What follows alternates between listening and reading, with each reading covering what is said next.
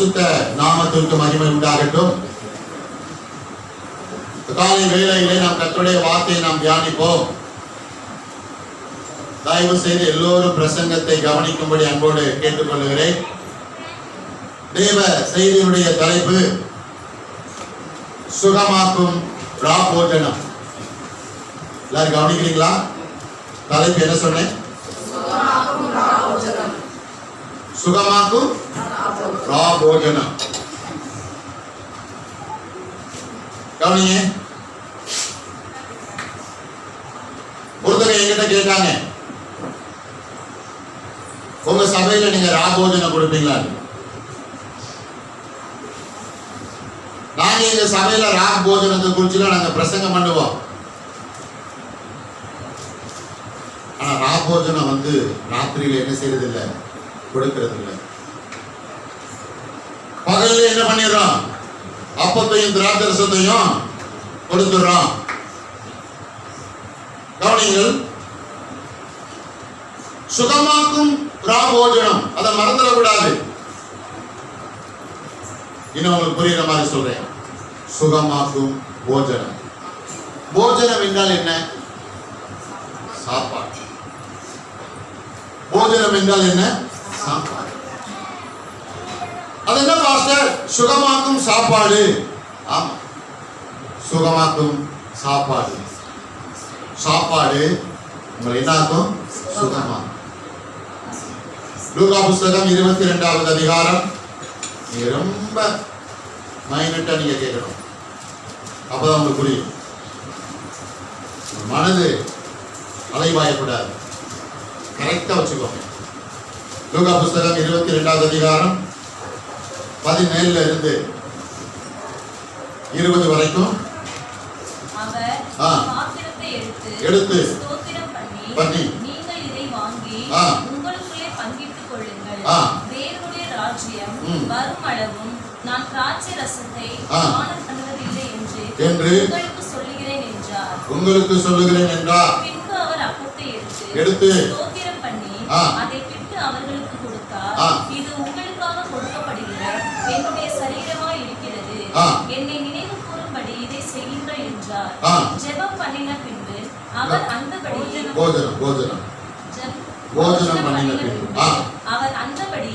பாத்திரத்தை கொடுத்து, இந்த பாத்திரம் உங்களுக்காக சிந்தப்படுகிற என்னுடைய இரத்தத்தினாலே புதிய உடன்படிக்கையாய் இருக்கிறது என்றார். என்னுடைய இரத்தத்தினாலாகிய புதிய உடன்படிக்கையாய் இருக்கிறது என்றார். நல்லா கவனிங்க. அவர் பாத்திரத்தை எடுத்து ஸ்தோத்திரம் பண்ணி, நீங்கள் இதை வாங்கி உங்களுக்குள்ளே பங்கிட்டுக் கொள்ளுங்கள். தேவனுடைய ராஜ்யம் வருமளவும் நான் திராட்சை பழ ரசத்தை பானம் பண்ணுவதில்லை என்று உங்களுக்கு சொல்லுகிறேன் என்றார். சம்பவம் என்ன?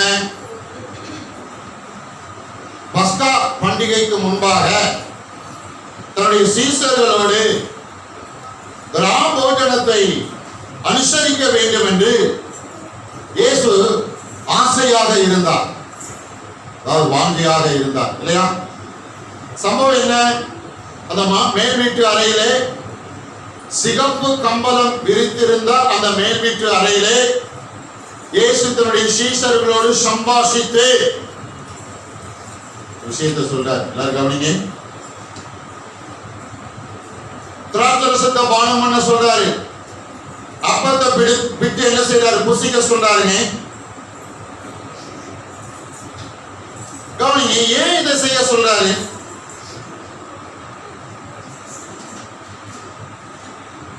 தேவனுடைய ராஜ்யம் வருமளவும் நான் திராட்சை பழ ரசத்தையும் பானம் பண்ணுவதில்லை என்று உங்களுக்கு சொல்லுகிறேன். என்ன விளங்குது உங்களுக்கு? அது பின்னாடி பார்க்கலாம். அப்பத்தை எடுத்து பிட்டோடைய கரத்தில் கொடுத்தார். 2 சீசர்கள் எம்மாவூருக்கு நேராக நடந்து கொண்டிருக்கிறார்கள். இயேசு 3வது நபராக அவர்களோடு இணைந்து கொண்டு அவர்கள் சொல்லுவதை எல்லாம் கேட்டுக்கொண்டு வருகிறார். அந்த 2 பேரும் இயேசுவை குறித்தே யாரிடத்தில் சொல்லுகிறார்கள்? இயேசுவினிடத்திலே என்ன செய்கிறார்கள்? சொல்லுகிறார்கள். மிகவும் சுவாரஸ்யமானது. நம்முடைய பகுதியில் இப்பொழுது சில சுவாரஸ்யமான காரியங்கள் என்ன செய்கிறது, நடந்து கொண்டிருக்கிறது. கவனிகள்.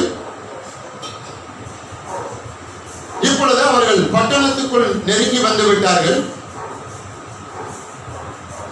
இருவரும் சொல்லுகிறார்கள், இரவு வேலை நீ தனியே போக வேண்டாம், இரவு எங்களோடு தங்கி காலையில் நீர் என்ன செய்யலாம், எழுந்து போகலாம். உடனே இயேசு என்ன பண்றாரு, அப்பத்தை எடுத்து பிட்கிறார். அப்பத்தை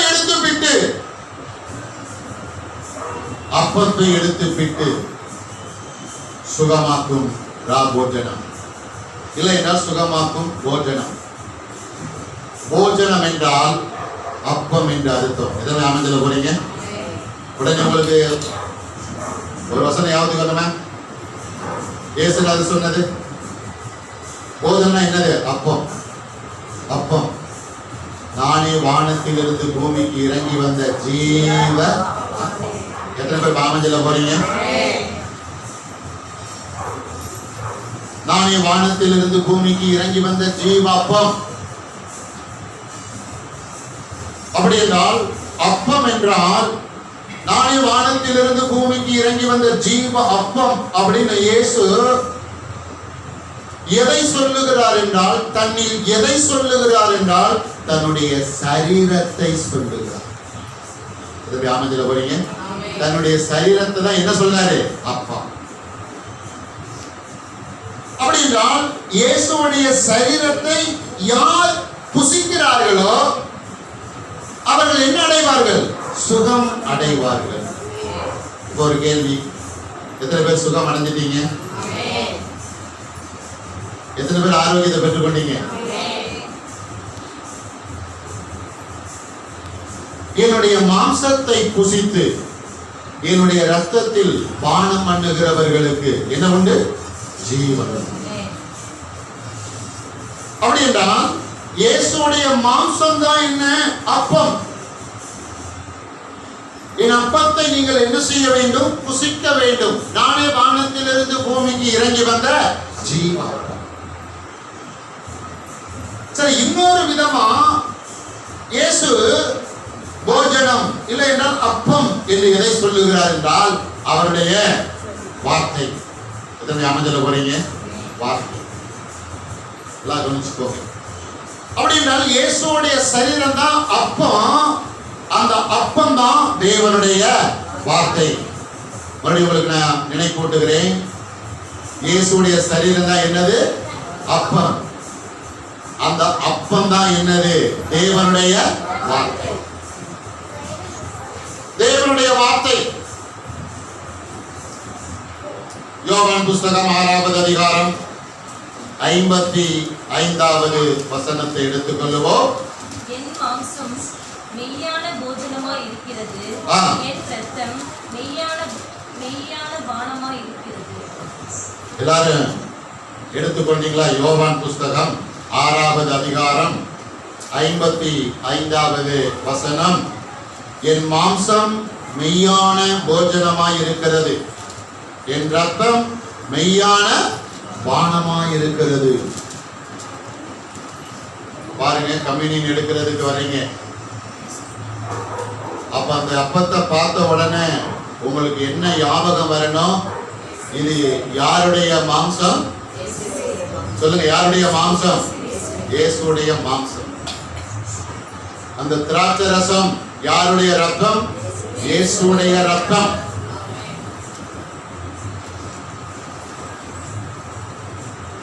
என் மாம்சம் மெய்யான போஜனமாய் இருக்கிறது. போஜனம் நல்லா கவனிங்களே. யோவான் ஸ்நானகன் போஜனத்தை தவித்தார். இயேசு போஜனத்தை விரும்பினார். எத்தனை பேர் நான் பேச புரியுது? யோவான் ஸ்நானகன் அவன் அநேகரோடு போஜனத்தில் என்ன செய்யவில்லை? கூடி வரவில்லை. அவனுடைய ஊழி அப்படி. அதனால அவன் என்ன சாப்பிட்டு இருந்தான்? வெட்டுகளையும் தேனையும். யோவான் ஸ்நானகன் வெஜ், நானும் இப்பொழுது வெற்றிக்கு என்ன செய்கிறேன், அது தீவிரமாய் மாறிக்கொண்டிருக்கிறேன். அப்ப வெட்டுக்கிளி சிலர் நினைக்கிறாங்க வெட்டுக்கிளி ஏதோ ஒரு பூச்சி பறவை. இல்ல இல்ல, அது ஒரு விதமான பலம். வெட்டுக்கிளி என்பது ஒரு விதமான பலம். ஆனா இயேசுவை பாருங்களேன், அப்பப்ப இங்க உட்காந்துருவாரு, ஓதனத்தை உட்காந்துருவாரு. யாராவது அவங்களை பாருங்க, இயேசுவை பாருங்க, நீர் இன்றைக்கு என் வீட்டுக்கு எதற்கு வர வேண்டும்? விருந்துக்கு. விருந்துல என்ன இல்லாம இருக்காது? மீன் இல்லாம. சொல்லுங்க, என்ன இல்லாம இருக்காது? மீன் இல்லாம. போஜனம் ஐக்கியப்படுத்தும். அமைஞ்சல போறீங்க, சாப்பாடு என்ன படுத்தும்? சொல்ல மாட்டீங்களா? நல்லா விளங்கிக்கோங்க. யார் உங்களை எதிர்க்கிறாங்களோ, யார் உங்களுக்கு எதிராக இருக்கிறாங்களோ, யார் உங்களோட தூரமா போக நினைக்கிறாங்களோ, இல்ல யார் உங்களோட தூரமா இருக்கிறாங்களோ, ஏதாவது ஒரு வாய்ப்பை பயன்படுத்தி அவங்க எதிர்க்க வந்துடணும். போஜனத்தை எத்தனை அமைஞ்சல போறீங்க? போஜனம் மறுபடி உறவை என்ன செய்யும்? புதுப்பித்துக் கொடுக்கும். எத்தனை பேருக்கு நான் பேசுறது புரியுது?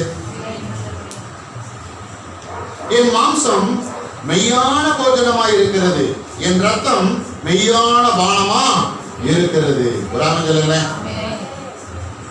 என் மாம்சம் மெய்யான போஜனம். மாம்சம் என்றால் அப்பம். அப்பம் அப்பம் என்றால் தேவனுடைய வார்த்தை. தேவனுடைய வார்த்தை. ஆகையால் இயேசுடைய மாம்சத்தில், இயேசுடைய ரத்தத்தில் உங்களுக்கும் எனக்கும் என்ன கிடைத்திருக்கிறது தெரியுமா? சுகம். இதோட ஆமென்ல போறீங்க. ஆரோக்கியம். ஆமென்ல. சுகம், ஆரோக்கியம். ஏசாயா தீர்க்கதரிசன புஸ்தகம் 53வது அதிகாரம். ஏசாயா 53வது அதிகாரம்.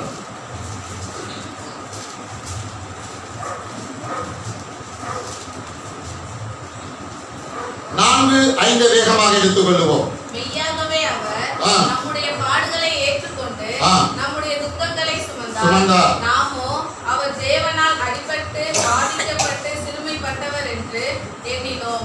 நம்முடைய மீறுதலின் நிமித்தம் அவர் காயப்பட்டு நம்முடைய அக்கிரமங்களின் நிமித்தம் அவர் நொறுக்கப்பட்டார். நமக்கு சமாதானத்தை உண்டு பண்ணும் ஆக்கினை அவர் மேல் வந்தது. அவருடைய தழும்புகளால் குணமாகிறோம். ஆமென் சொல்லுங்களேன். ஆமென்.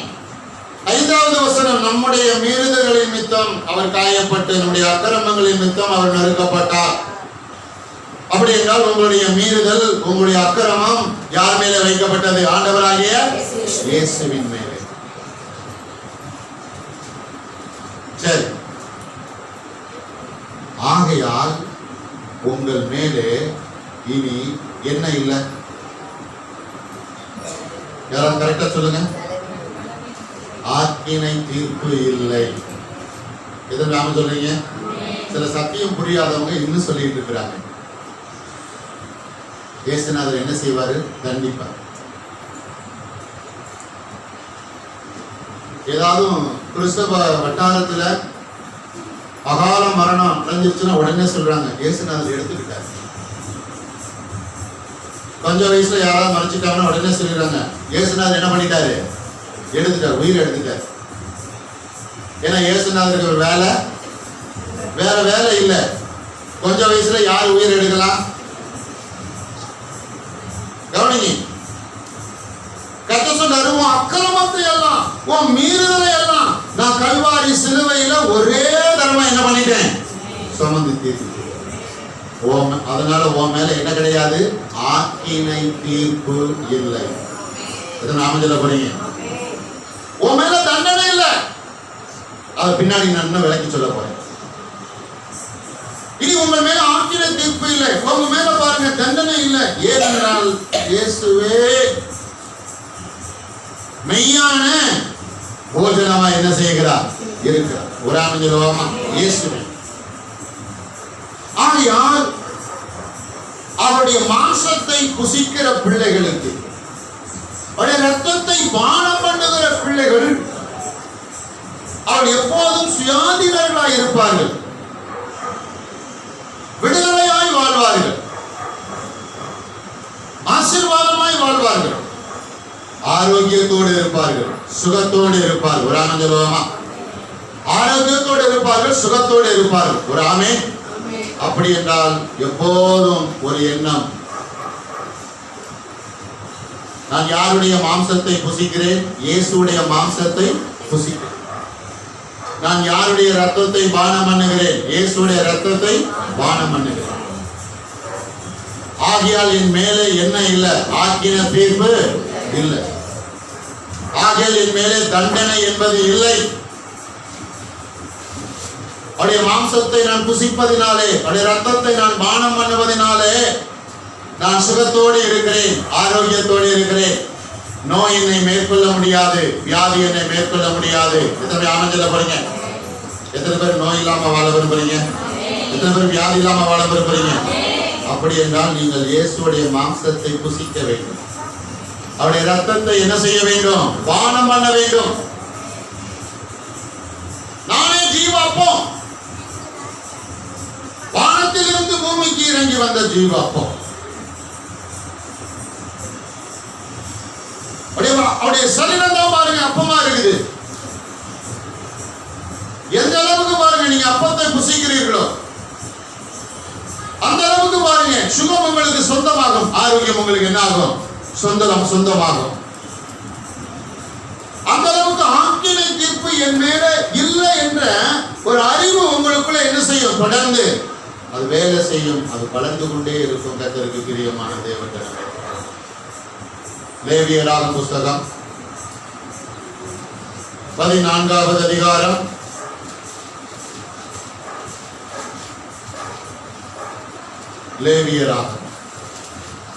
14வது அதிகாரம்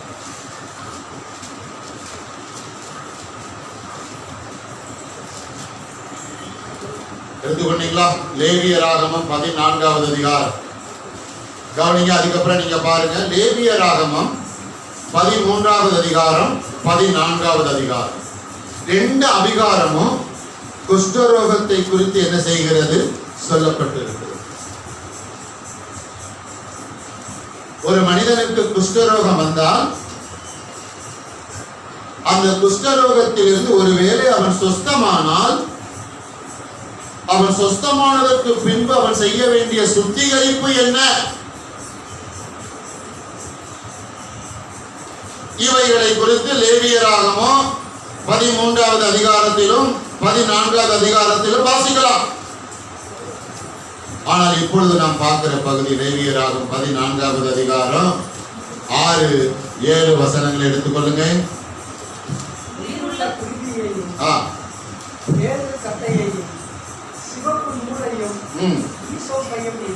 எடுத்து இவைகளையும் உயிருள்ள குருவியையும் கொல்லப்பட்டு குருவியின் ரத்தத்தினை வைத்து குஷ்டம் நீங்க சுத்திகரிக்கப்படுகிறது 7 தரம் எடுத்து சுத்தம் பண்ணி உயிருள்ள குருவியை வெளியிலே விட்டுவிடுகிறார்கள். எல்லாரும் நல்லா கவனிங்க. நான் இப்ப இன்னொரு சம்பவத்தை இதுல இருந்து சொல்லிட்டு போயிட்டு என் குறிப்புக்குள்ள போறேன். 2 குருவி. எத்தனை குருவி? ஒரு குருவி என்ன செய்ய கடவன்? கொல்ல கடவன். இன்னொரு குருவியை உயிரோடு விட்டுவிட கடவன். எதை குறிக்குது? இயேசு கிறிஸ்து சிலுவையில மரித்து அடக்கம் பண்ணப்பட்டு 3வது நாள் நல்லா படிக்கணும். பாரம்பரியம் குருட்டாட்டத்தை ஏற்படுத்தும். எத்தனை பேர் பாரம்பரியத்தை வந்து வெளியே வந்ததுக்காக சந்தோஷப்படுறீங்க? நான் கர்த்தரை துதிக்கிறேன். விக்கிரக ஆராதனை வெளியே வந்ததுக்காக கொடான கொடி ஸ்தோத்திரம். விக்கிரக ஆராதனையும் பாரம்பரியம் குருட்டாட்டத்துக்குள்ள கொண்டு போகும். சாத்தானுடைய நயவஞ்சகமான சூழ்ச்சி. உங்களுக்கு புரியுதுல? ஆமா. இயேசு கிறிஸ்துடைய மரணம், இயேசு கிறிஸ்துடைய உயிர்த்தெழுதல். அடுத்த மாதம் 18ஆம் தேதி ஒரு புது தலைப்பு, சிலுவையை குறித்து ஒரு புது தலைப்புல பேச போறேன். இப்ப ரெடி பண்ணிட்டு இருக்கிறேன். கவனியே, சம்பவம் என்னவென்றால், இங்கே ஒரு குஷ்டரோகி, அவன் குஷ்டரோகத்திலிருந்து என்ன செய்து விட்டான்? நீங்களாக்கப்பட்டு விட்டான். அப்படின்னு அவனுக்கு குஷ்டரோகம் என்ன ஆயிடுச்சு? சரியாயிடுச்சு. கவனிங்க, பழைய ஏற்பாடு நாட்கள்ல குஷ்டரோகம் வந்துருச்சுன்னா அவங்கள எங்க கொண்டு போயிடுவாங்க? ஊருக்கு வெளியே கொண்டு போயிடுவாங்க. ஊருக்குள்ள வர முடியாது. ஒருவேளை அவங்க மீறி வந்துட்டாங்க, என்ன ஆகும்? சொல்லுங்க, என்ன ஆகும்? கல்லாலே அடிச்சு கொண்டுருவாங்க. அவனுக்கு பூர்ண குஷ்டரோகம் சரியாயிடுச்சுன்னா அதுக்கப்புறம் அவனை காட்டுறதுக்கு யார்கிட்ட வரணும்? ஆசாரியன்ட்ட வரணும். ஆசாரியன்ட்ட வந்து தன்னை காட்டும் பொழுது குஷ்டரோகம் நீங்கிருச்சுன்னா சுத்திகரிப்பு, அவன் சுத்திகரிக்கப்பட்டு அதுக்குள்ள ஊருக்குள்ள ஜனங்களோடு, இனத்தாருக்குள்ளோடு, வீட்டாரோடு சேர்க்கப்பட வேண்டும். அதற்கான முறைமைகள் அங்கே நடைபெறுகிறது. குஷ்டரோகம் நோயா இல்லையா? இல்ல, கவனிங்க, நோயா இல்லையா?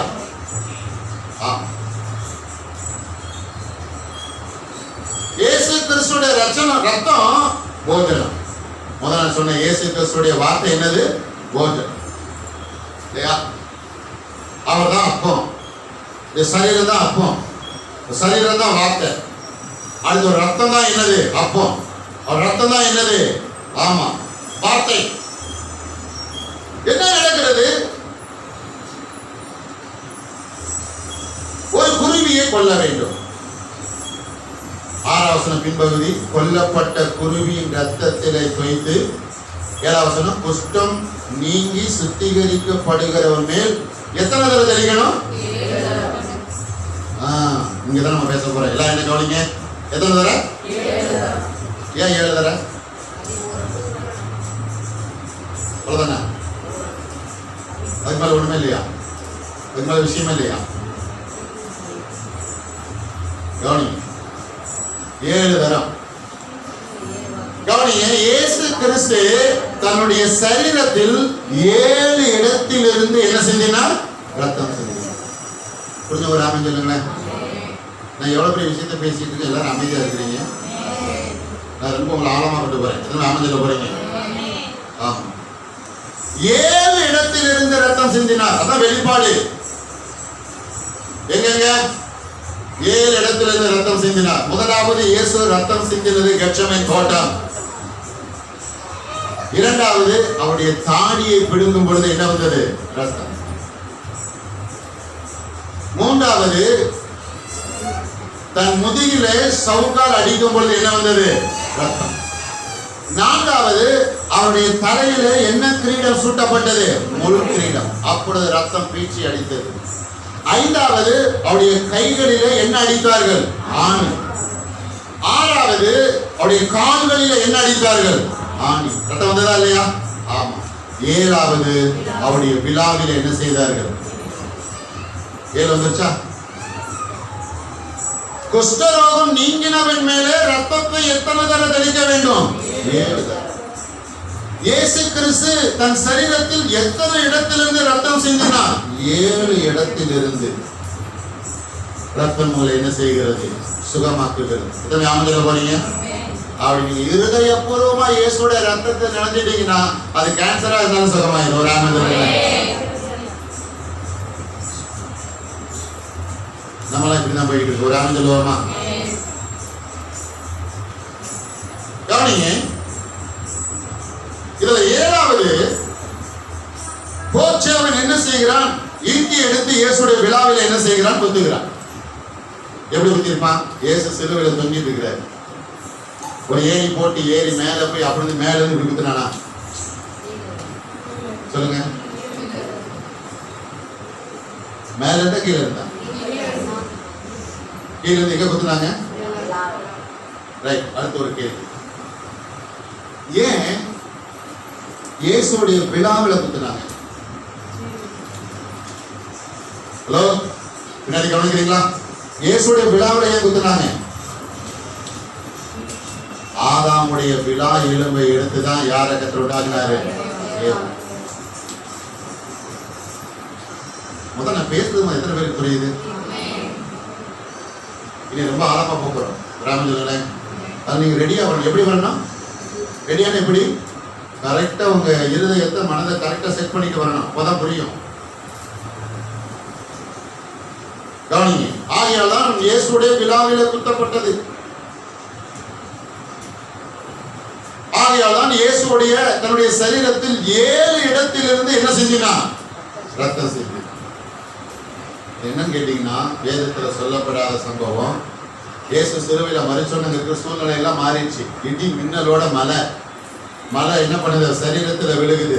அப்படியே ரத்தத்தோட பாருங்க, மழை தண்ணீர் கலந்து கொல்கத்தா மலையிலிருந்து கீழே இறங்கி வருது பாருங்க. மலை அடிவாரத்துல யார் உட்கார்ந்து இருக்கிறா? குஷ்டரோகிகள். ரத்தம் கலந்த தண்ணீர் அவங்க மேல பட்ட உடனே குஷ்டரோகிகள் என்ன ஆயிட்டாங்களா? சுகமாயிட்டாங்க.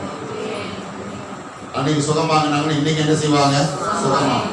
நான் சொல்றேன், முதல் உன் மனசு சுகமாகும். எதுவுமே அமைதியில போறீங்க. பிரச்சனைலாம் எங்க? மனசுல தான். எத்தனை பேர் சொல்ல போறீங்க கூட? சரி, இயேசுவே ரத்தத்தினாலே என் மனதை சுகமாக்கும், என் சரீரத்தை சுகமாக்கும். ஆமென். அல்லேலூயா. அடுத்த குறிப்புக்கு நம்ம போகலாம். மத்தேயு புஸ்தகம் 15வது அதிகாரம். மத்தேயு 15 26 27. அவர் அவர்களை நோக்கி பிள்ளைகள் அப்பத்தை எடுத்து நாய்க்குட்டிகளுக்கு போடுகிறது நல்லதல்ல என்றார். அதற்கு அவள், மெய்தான் ஆண்டவரே, ஆகிலும் நாய்க்குட்டிகள் தங்கள் எஜமானியின் மேஜையில் இருந்து விழும் துணிக்கைகளை தின்னுமே என்றார். எல்லாரும் எடுத்துக்கொண்டீங்களா? மத்தேயு புஸ்தகம் 15வது அதிகாரம் 26 27. அவர் அவளை நோக்கி, பிள்ளைகளின் அப்பத்தை எடுத்து நாய்க்குட்டிகளுக்கு போடுகிறது நல்லதல்ல என்றார். அங்க அப்பன் ஒரு வார்த்தை வருதா? அப்பம். எல்லாரும் சொல்லுங்க, அப்பம். நல்லா சத்தமா பின்னாடி சேர்ந்து அப்பம்.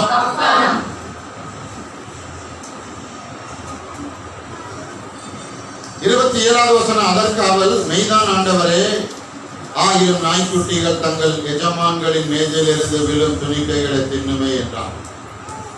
சம்பவம் என்ன? இயேசுவோடைய சீசர்கள் நடந்து வர்றாங்க. பின்னாடியே ஒரு கானானிய ஸ்திரீ என்ன பண்றா? விரட்டிக்கிட்டே வர்றா. இயேசுவை விரட்டிக்கிட்டே வர்றா. ஏன்? அவருடைய மகள் கொடிய வேதனைப்பட்டு கொண்டிருக்கிறார். இவள் யூத குலத்தை சார்ந்தவர் அல்ல. இவர் கானானிய பெண். என்னன்னா, மேசியாவை குறிச்சு நல்லா என்ன பண்ணிருக்கிறா? தெரிஞ்சு வச்சு. எதுவும் அமைச்சர போறீங்க? நீங்க யாரை குறிச்சு தெரிய விரும்புறீங்க? சொல்லுங்க.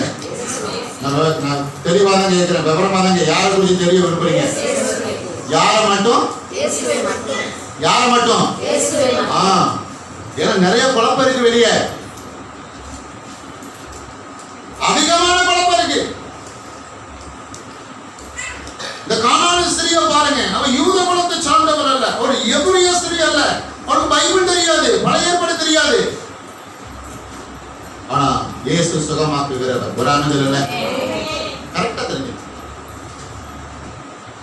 பின்னாடி அவ விசுவாசத்தை பார்த்து ஆண்டவர் பாருங்க ஆச்சரியப்பட்டார். சம்பவம் என்ன? பின்னாடியே வர்றா. ஆனா இவ பின்னாடி வர்றது யாருக்கு பிடிக்கல? சொல்லுங்க. கணக்கு போட்டிருப்பாங்க. 12, இவ 1, 13, வீட்டுல ஒரு மகன் வேற இருக்கிறான். 14, ஐயோ யூசும் 12 பொட்டணத்தை பங்கு போட சொல்லிட்டாருன்னு நமக்கு என்ன பண்ணிடும்? குறைஞ்சிருமே. சில பேர் பசி தாங்காதவங்களா இருக்கிறாங்க.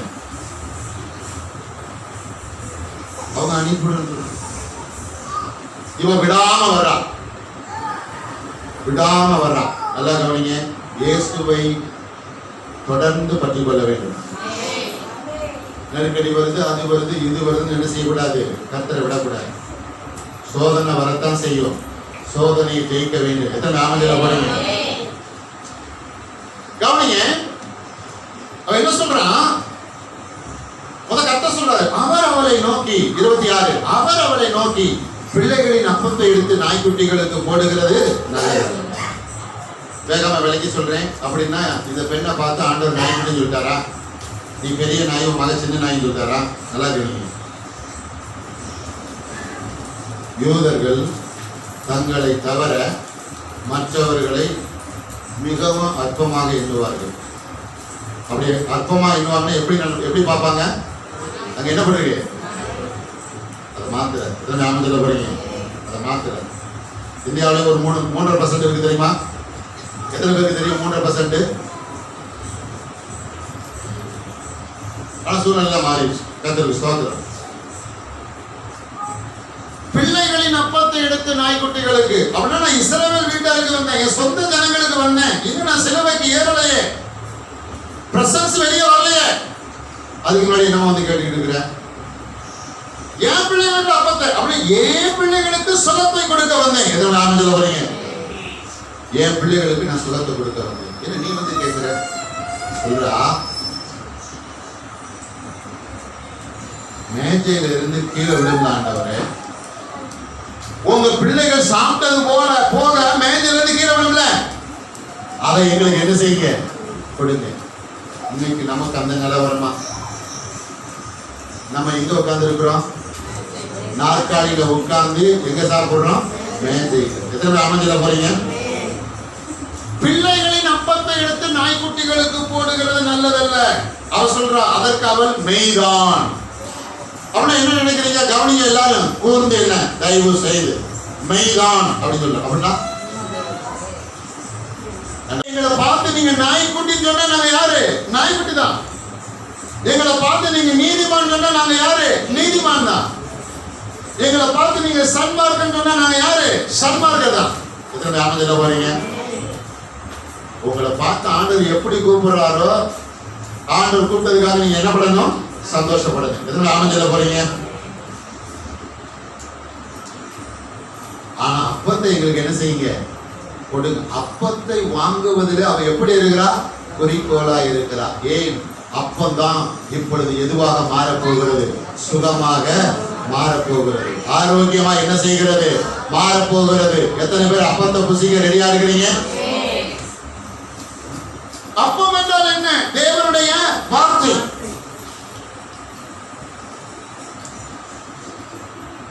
காலையில போறாங்க, நல்ல ரெடியா போறாங்க. கையில மட்டும் என்ன இல்ல? பீஸ பிடிக்கிட்டான். என்ன பிடிக்கிட்டான்? இங்க உங்களுக்கு நான் என்ன போட்டு வர்றேன் சொல்லுங்க? வாரம் கூப்பிட்டு வச்சு உட்கார வச்சு உங்களுக்கு பீஸ் போடுறேன். என்ன போடுறேன்? பீஸ் போட்டுக்கிட்டு இருக்கேன். எத்தனை பேர் பீஸ் போடுறதுனால சந்தோஷப்படுறீங்க? அவங்க பீஸ் என்ன பண்ணிட்டான்? பிடிக்கிட்டான். கொண்டு வர வேண்டியதா கொண்டு வர விடுறதே இல்லை. அப்பம் என்பது என்ன? தேவனுடைய வார்த்தை. நீங்கள் என்னிலும் என் வார்த்தை உங்களிலும் நிலைத்து ஒரு அமைச்சர் சாப்பிட. எத்தனை பேர் சாப்பிட ரெடியா இருக்கிறீங்க? இப்ப நீங்க என்ன பண்ணிட்டு இருக்கீங்க? சாப்பிடுறவங்கள கையை வைத்து ஒரு அமைச்சர். புரிஞ்சவங்களுக்காக ஸ்தோத்திரம், புரியாதவர்களுக்காகவும் ஸ்தோத்திரம். நான் எல்லாரும் சாப்பிட்டு இருக்கிறோம் இல்லையா? ஒரு பக்கம் சாப்பிடுறான், அந்த சாப்பாடு ரத்தத்தோட கலந்து அது சுகமா என்ன பண்ணுது? மாறு. ஆரோக்கியமா என்ன பண்ணுது? எத்தனை பேர் எதிர்பார்க்கிறீங்க? இனி என் பணம் நோய் வியாதிக்காக ஆஸ்பத்திரிக்கு என்ன செய்யக்கூடாது? பொதுவான காரியத்துக்கு ஆஸ்பத்திரிக்கு போறது வேறங்க, போட்டு குழப்பிக்கிறாதீங்க. நோய் வியாதிக்காக எல்லாரும் கையை வைத்துங்க. நான் கர்த்தருடைய சரீரத்தை புசிக்கிறேன், அவருடைய ரத்தத்தை பானம் பண்ணுகிறேன். ஆகையால் என் மேலே ஆக்கின தீர்ப்பு இல்லை. ஆகையால் என் மேலே நோய் வியாதி கிடையாது. ஆகையால் என்னுடைய பணம் வீண் விரயம் ஆகாது.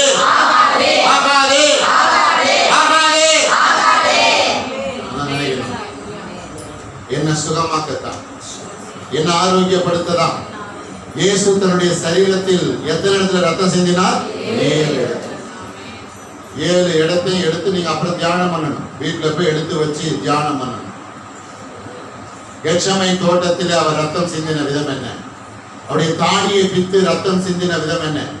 அவருடைய முதுகிலே ரத்தம் பாருங்க சிந்தின விதம் என்ன? அப்படியே பாருங்க, தன் தலையிலே ரத்தம் சிந்தின விதம் என்ன? தன் கைகளிலே, தன் கால்களிலே, தன் விழாவிலே ரத்தம் சிந்தின விதம் என்ன? விழாவில ரத்தம் சிந்தும் போது கடைசி சொட்டு ரத்தம், அதுக்கப்புறம் தண்ணீர் வந்துருச்சு. விளைக்கும் சுகமாக்கும் போஜனம். என்ன போஜனம்? சுகமாக்கும். இந்த போஜனம் உங்களை என்ன ஆகும்? போஜனம் சுகமாக்கும். அதனால எது மேல பசி தாகமா இருக்கணும்? எல்லாரும் பைபிளை தூக்கி காட்டுங்க, நல்லா காட்டுங்க. எது மேல இருக்கணும்? எல்லாரும் பைபிளை தூக்கி காட்டுங்க தயவு செய்து. இது மேல எப்படி இருக்கணும்? வாண்டியா. இன்னும் சில குறிப்புகளை கொடுத்து நான் முடிக்க போறேன். வெளிப்படுத்துதல் 4வது அதிகாரம் 3வது வசனத்தை எடுத்துக்கொள்ளுங்க.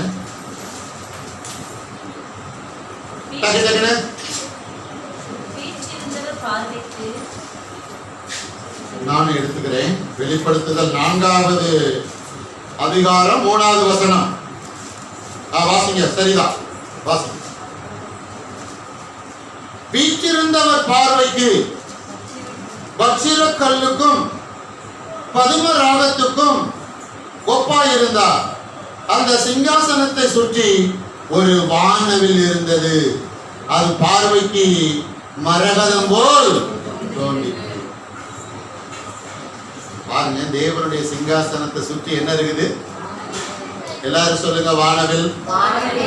வானவில். எத்தனை பேர் வானவில்ல பார்த்திருக்கீங்க? எல்லாரும் பார்த்திருப்பீங்க. அப்பப்ப வரும், இப்பவும் வருது. பாத்தீங்களா? சிங்காசனத்தை சுத்தி என்ன இருக்குது? எல்லாம் கவனிங்க. வானவில். சரி, வானவில் எதுக்கு அடையாளம் இருக்கு? எதுக்காக வானவில் ஆண்டவர் அப்பப்ப வைக்கிறாரு? நோவாவின் காலத்துல ஜனத்தை ஆண்டவர் எதனால அழிச்சாரு? ஜலத்தினால். ஆனா அது என்ன காலம்? நியாய தீர்ப்பு காலம். நியாய தீர்ப்பு காலமா இல்லையா? நியாய தீர்ப்பு காலம். நல்லா கவனிங்க, விலைக்கு சொல்ல போறேன். இப்ப நோவா அவன் குடும்பத்தார் எல்லாம் உள்ள போயாச்சு. வேலையை கட்டிட்டான், எல்லாரும் உள்ள போயிட்டாங்க. டோரை லாக் பண்ணது யாரு? பேழையுடைய கதவு அடைச்சது யாரு? வெளிப்பிரகாரமா பேழையுடைய கதவு அடைச்சது யாரு? எல்லாரும் என்ன கவனிங்க. எல்லாரையும் கர்த்தர் உள்ள விட்டு என்ன பண்ணிட்டாரு? சில நேரம் என்ன பண்ணுவாங்க தெரியுமா? பழிவாங்க சொல்லிட்டு வீட்டை போட்டு வெளியே என்ன பண்ணிடுவாங்க? கதவை கூட்டிட்டு போயிட்டு 3 மணி நேரம் 4 மணி நேரம் கழிச்சு கத்தை விட்டு கதரை விட்டு என்ன பண்றது? உங்க யாருக்காவது ஞாபகம் இருக்குதா? கர்த்தருக்கு ஸ்தோத்திரம். இவ்வளவு பண்ணாதீங்க. நீங்க கதவை விட்டு போய் ஏதாவது நேரம் கர்த்தர் உங்களுக்காக என்ன பண்ணிடுவாரு? கதவை கூட்டிட்டு போயிடுவாரு. இப்போ மேலே இருந்து மழை போட்டுது, கீழே இருந்து பூமி கண்ணும் பாருங்க குழந்தை விடுது. எல்லாம் ஜலத்துல பாருங்க, ஒட்டுமொத்த ஜனத்தையும் மாறி கொண்டு போயாச்சு. நியாய தீர்ப்பு. என்னது? நியாய தீர்ப்பு.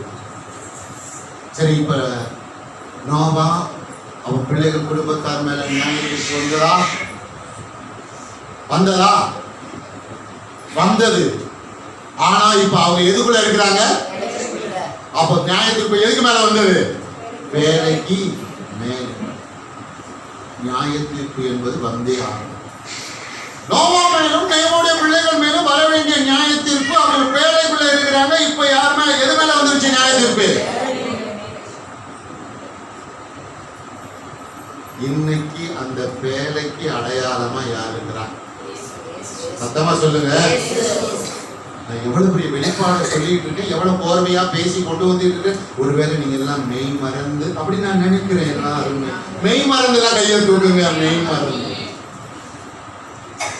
இன்னைக்கு ஆண்டவராகிய இயேசு கிறிஸ்து தான் அந்த பேலை. அப்படி என்றால் இயேசு என்ற பேலை மேலே ஒட்டுமொத்த ஆக்கின தீர்ப்பையும் வைக்கப்பட்டாயாற்று. இனிமேல் உங்கள் மேலே என் மேலே என்ன இல்லை? ஆக்கின தீர்ப்பு கிடையாது, நியாய தீர்ப்பு கிடையாது. எத்தனை ஆமேன் போறீங்க? யாராவது தான் சொல்றானு கேட்டுக்கிட்டு இருக்க. நீதிமான் 7 தடவை விழுந்தான் என்ன பண்ணுவான்? 7 தடவை விழுந்தான் எழுவான். அதை நம்ம என்ன பண்ணுவோம்? விழுந்துகிட்டே இருக்கணும். அந்த சாய்ஸை என்ன செய்யக்கூடாது. ஏன்னா அங்க கூண்டுக்குள்ள ஒருத்தர் இருப்பாரு, புஜாரா. கூண்டுக்குள்ள யார் இருப்பாரு? ஆமா, இவங்க போய் என்ன கேட்டு வந்துருவாங்க? இந்த டிவிடி வேலையெல்லாம் புஸ்தகத்துல என்ன செய்யல, சொல்லல.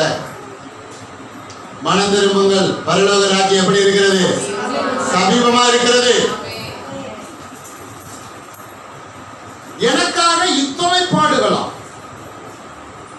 எனக்காக இயேசு மாம்சத்தை பித்திருக்கிறாரா? எனக்காக அவர் கடைசி சொட்டு ரத்தத்தை சிந்தி இருக்கிறாரா? இல்ல கவனிங்க, பெச்சமின் தோட்டத்துல நடந்த ஒரு சம்பவம். எல்லாம் டிவிட்டியோட வர்றாங்க. ஏன்னா இருட்டு நேரம் பாருங்க. இப்ப இருக்க மாதிரி போக்கஸ் எல்இடிலாம் அப்ப. ரெண்டாவது தோட்டம் மரமா இருக்கும்ல, கரு கும்முன்னு இருந்திருக்கும். அப்போ ட்ரெஸ் எல்லாம் எப்படி போடுவாங்க? ஜென்ஸ் எல்லாம் எப்படி போடுவாங்க? மேல இருந்து கீழே வரைக்கும். ரெண்டாவது பங்கு வச்சிருப்பாங்க. எல்லாரும் என்ன வச்சிருப்பாங்க? எல்லாரும் பங்கு தான். நானும் உலகத்துல இருக்கும்போது என்ன வச்சிருந்தேன்?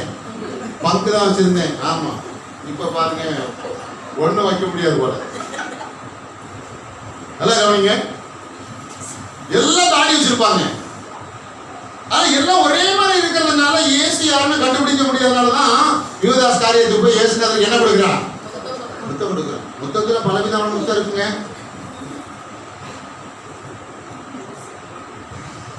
நான் அதுக்கப்புறம் அங்க சில விஷயங்கள்லாம் நான் உள்ள போகல. அது நான் ஏப்ரல் 18 வச்சிருக்கேன். எதுக்கு வச்சிருக்கேன்? மிச்சம் வச்சிருக்கேன். என்ன வச்சிருக்கிறேன்? கவனி, ஒரு போர் வீரனுடைய காலை வேற எப்படி ஒண்ணா கரெக்டா நான் ஆச்சரியப்பட்டேன். இருட்டுக்குள்ள எப்படி வெட்டிட்டான்? கரெக்டா வெட்டிட்டான் பாருங்க. நம்மளும் பாருங்களேன், பைக்குள்ள பேண்ட் பைக்குள்ள கையை விட்டோம்னா கரெக்டா 50 ரூபா நோட்டு ஏது, 100 ரூபா நோட்டு ஏது, 500 ரூபா அப்படியே பாருங்களேன். அப்படியே கரையே என்ன பண்ணிடுவோம். அதே மாதிரி பாருங்க, வீட்டுக்குள்ள கரண்ட் போயிடுச்சுன்னா கரு கும்முன்னு இருந்தாலும் எந்தெந்த பொருள் எங்கெங்க இருக்குன்னு தெரியும் பாருங்க. அப்படியே கரெக்டா எடுக்கிற அனுவெல்லாம் இருக்கு. இன்னைக்கு இருக்குதான் செய்யும். எல்லாம் கவனிங்க, சீக்கிரம் முடிச்சிடுறேன். கர்த்தருக்கு ஸ்தோத்திரம். கவனிங்க, முடிச்சிருக்கேன். முடிச்சிருன்னு சொல்லுவேன், முடிச்சிருப்பேன். எல்லாரும் கவனி, கரெக்டா வெட்டிட்டா பாருங்க. உடனே என்ன பண்றாரு? ஏசுநாதர் பாருங்க, காதை சரி பண்ணிட்டாரு. ஒரே எங்க போடு, சாரி படையில எங்க போடு, படையில போடியா. நான் கூப்பிட்ட என் பிதா இப்ப 6 லேகியன் என்ன செய்வாரு? அனுப்புவார். ஒரு லேகியோன் எத்தனை லட்சம் பேரை கொள்ளுமா? 1,75,000 பேரை கொள்ளுமா. இதற்காகவே நான் வந்தேன். ஏன் பொறுமையா இருக்கிறேன்? இதை நிறைவேற்றிதான் வந்தேன். என் ஜனங்கள் என் மாம்சத்தை புசிக்க வேண்டும். என் ஜனங்கள் என் ரத்தத்தை என்ன செய்ய வேண்டும்? எத்தனை அமைச்சர போறீங்க? அப்புறம் முடிச்சா மேல தொங்கிட்டு இருக்கும் போது கூப்பிடுறாங்க, தேவனுடைய குமாரனா இறங்கி வா வா வா. இதற்காகவே நான் வந்தேன். கவனிங்க, நியாய தீர்ப்பை இயேசு என்ன செய்ய வேண்டும்? சிலுவையிலே சுமந்து தீர்க்க வேண்டும். ஆக்கின தீர்ப்பை சிலுவையில என்ன செய்ய வேண்டும்? சுமந்து தீர்க்க வேண்டும். பாருங்க, தொடர்ந்து ஜனங்கள் பாவம் செய்வாங்களா? கர்த்தர் அடிப்பாரு. அப்புறம் ஜனங்கள் பாவம் செய்வாங்களா? கர்த்தர் அடிப்பாரு. ஜனங்களை அடிச்சு அடிச்சு அடிச்சு கர்த்தர் என்ன பண்ணிட்டாரு? சுவாந்தே போயிட்டாரு. எத்தனை தடவை தான் இவங்களை அடிக்கிறது? இனி இவங்களை அடிக்காம இருக்கிறதுக்கு நான் என்ன செய்ய போறேன்? சிலுவையில யார் அடிக்க போறேன்? எத்தனை அமைச்சர போறீங்க? ஒரே தரம் அடிக்க போறேன். இனிமேல் இவங்களை என்ன வாங்க மாட்டாங்க, என்கிட்ட அடிவாங்க. விளங்குதா? அப்ப என்ன சொல்றாரு அப்படின்னா, ஒட்டுமொத்த ஜனத்தையும் ஜலப்பிரளயத்தினால அழிச்சு அதுக்கப்புறம் இவங்களை ரிலீஸ் பண்ணிட்டு மேல என்ன வைக்கிறாரு? வானவில். இனி உங்க மேல என்ன கிடையாது? ஆக்கினை தீர்ப்பு. எத்தனை பேரு ஆமென் சொல்றீங்க? உங்களுக்காக மாம்சம் பிக்கப்பட்டாயிற்று. உங்களுக்காக ரத்தம் சிந்தப்பட்டாயாச்சு. இயேசுடைய சரீரம் தான் அப்பம். அந்த அப்பத்தை நீங்கள் புசிக்கிறீர்கள், ரத்தத்தை பானம் பண்ணுகிறீர்கள். ஆகையால் உங்கள் மேலே இனி ஆக்கின தீர்ப்பு கிடையாது, எந்த தண்டனை கிடையாது. நீங்கள் கிருபைக்குள்ளே சூழப்பட்டிருக்கிறீர்கள். எதிர்ப்பு ஆமந்தில போறீங்க, கிருபைக்குள்ளே சூழ்ந்திருக்கிறேன் சொல்றவங்க கையொட்டி ஒரு ஆமந்தில எல்லாம் அவர் நடந்துச்சு. ஆனா தொடர்ந்து மீறாம இருக்கணும், சரி செய்யணும். என்ன செய்யணும்? சரி செய்யணும். ஒரு குறிப்பு இருக்கு, வேகமா சொல்லிடவா? யோசுவா புஸ்தகம் 9வது அதிகாரம். வேகம் எடுத்துக்கோங்க, இதை சொல்லிட்டு மட்டும் நான் முடிக்க போறேன். போஜனம். போஜனம் சுகத்தை கொடுக்கும், ஆரோக்கியத்தை கொடுக்கும், ஐக்கியப்படுத்தும். போஜனம் எதிரியை மன்னிக்க வைக்கும். எதிரியை என்ன செய்ய வைக்கும்? மன்னிக்க வைக்கும். எதிரியை மன்னிக்க வைக்கும். யோசுவா 9வது அதிகாரம். யோசுவா 9வது அதிகாரம் 12 - 15 வரைக்கும் பார்த்துட்டு நம்ம முடிச்சிடலாம். யோசுவா 9வது அதிகாரம் 12வது வசனத்திலிருந்து 15வது வசனம் வரைக்கும் நானே வாசிக்கிறேன். உங்களிடத்தில் வர நாங்கள் புறப்படுகிற அன்றே எங்கள் வழி பிரயாணத்துக்கு இந்த அப்பத்தை சுட சுட எங்கள் வீட்டிலிருந்து எடுத்துக்கொண்டு வந்தோம். இப்பொழுது இதோ உலர்ந்து பூசணம் பூத்திருக்கிறது. நாங்கள் இந்த திராட்சரச துருத்திகளை நிரப்பு புதிதாயிருந்தது, ஆனாலும் இதோ கிழிந்து போயிற்று. எங்கள் வஸ்திரங்களும் பாதரட்சைகளும் நெடுதூரமான பிரயாணத்தினாலே பாழாய் போயிற்று என்றார்கள். அப்பொழுது இஸ்ரவேலர் கர்த்தருடைய வாக்கை கேளாமல் அவருடைய போஜன பதார்த்தத்தில் சிறிது வாங்கி கொண்டார்கள். யோசுவா அவர்களோட சமாதானம் பண்ணி அவர்களை உயிரோடு காப்பாற்றவும் உடன்படிக்கையை அவர்களோடு பண்ணினான். அதற்காக சபையின் பிரபுக்கள் அவர்களுக்கு ஆணையிட்டு கொடுத்தார்கள். முடிக்க போறேன். அப்படின்னா என்ன அர்த்தம்? எதிரிகள் இப்ப எங்க வந்துட்டாங்க? இஸ்ரவேல் பாளையத்தில். ஏன் வந்துட்டாங்க? இவர்கள் நம்மை கொண்டு போட்டு விடுவார்கள். இவருடைய கைக்கு தப்பிவிக்க வேண்டும் என்றால் இவருடைய போஜனத்தை வாங்கி நாம் என்ன செய்ய வேண்டும்? சாப்பிட வேண்டும். ஏன்? ஒரு யூதன்ட்ட இருந்து இன்னொரு புறமார்க்கத்தான் சாப்பாடு வாங்கி சாப்பிட்டானா அந்த புறமார்க்கத்தான யூதன் என்ன செய்யக்கூடாது? சொல்லுங்க, என்ன செய்யக்கூடாது? கொல்லக்கூடாது. இது எதனால் உண்டான உடன்படிக்கை? அப்பத்தினால் உண்டான உடன்படிக்கை, போஜனத்தினால் உண்டான உடன்படிக்கை. எத்தனை பேருக்கு நான் பேச புரியுது? நான் முடிக்கும் போது கரெக்டா உங்களுக்கு விளங்கிறோம். அப்ப இவங்களுக்கு புரிஞ்சிருக்கு. இந்த யூதர்கிட்ட போய் அவங்களுடைய அப்பத்தை வாங்கி நம்ம சாப்பிட்டுட்டு அதுக்கப்புறம் நம்ம யாருன்றத ஓபனா சொல்லிட்டோம்னா அவங்க நம்மளை என்ன பண்ண முடியாது? கொல்ல முடியாது. அதாங்க நடந்தது. கர்த்தருடைய வார்த்தையை போய் கேட்காம யோசுவாவும் யூதருடைய பிரபுக்களும் அவங்களுக்கு என்ன கொடுக்குறாங்க? ஆதாரத்தை எடுத்து கொடுத்துட்டாங்க, சாப்பிட்டாங்க. யோசுவாவும் அவங்களோட உடன்படிக்கை பண்ணிட்டான். பின்னாடிதான் தெரியுது இவர்கள் யார்? நம்முடைய எதிரி. எப்பா ஒரு மேல கை வச்சிடாரு, பட்டயத்தை ஓங்கிறாரு. ஏன்னா அவன் நம்ம கூட என்ன உடன்படிக்கை பண்ணிட்டான்? போஜன உடன்படிக்கை. இதெல்லாம் நாம சொல்லி உங்க கூடயும் என் கூட கர்த்தர் என்ன உடன்படிக்கை பண்ணியிருக்கிறாரு?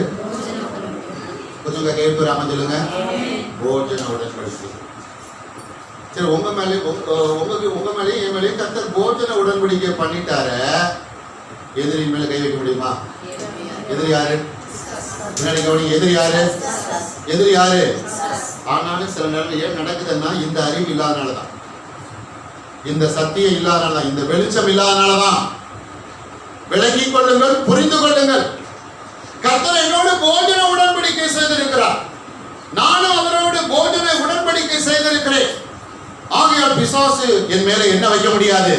கை வைக்க முடியாது. போஜனத்தினாலே கர்த்தர் என்னை முத்திரை போட்டிருக்கிறார். கொஞ்சம் ஒரு ஆனந்த சொல்லுவோமா? சுகமாக்கும் போஜனம். அதை சுருக்கி எப்படி பேசியிருக்கிற? சுகமாக்கும் போஜனம். போஜனம் நம்ம ஆண்டவரோடு என்ன செய்யும்? ஐக்கியப்படுத்தும். போஜனம் என்பது கர்த்தருடைய வார்த்தை. கர்த்தருடைய வார்த்தையை வாசிக்க வாசிக்க தியானிக்க தியானிக்க ஆராய்ந்து பார்க்க நீங்க யாரோடு நெருங்கி வருவீங்க?